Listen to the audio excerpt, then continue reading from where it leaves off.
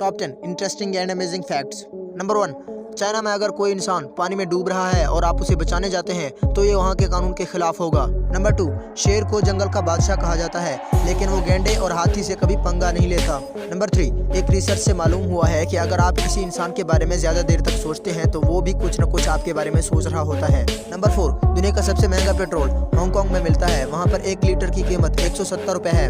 Number 5, Greenland एक ऐसा मुल्क है जहाँ पर रात में अंधेरा नहीं होता। नंबर 6, भूटान दुनिया का वो वाहिद मुल्क है जहाँ पर एक भी ट्रैफिक लाइट नहीं है। नंबर 7, एक शेर की दहाड़ हमें 3 किलोमीटर दूर से भी सुनाई दे सकती है। नंबर 8, जुगनू एक ऐसा जानदार है जो बगैर खाए पिए जिंदा रह सकता है। नंबर 9, रशिया वो दुनिया का वाहिद मुल्क है जहाँ उसके एक साइड में रात और दूसरे साइड में दिन होता है। नंबर 10, इथियोपिया दुनिया का वो वाहिद मुल्क है जिसमें 12 महीने नहीं 13 महीने होते हैं। एंड फ्रेंड्स, वीडियो अच्छी लगी हो तो वीडियो को लाइक करें, चैनल को सब्सक्राइब करें और साथ वाले बेल आइकन को जरूर प्रेस करें।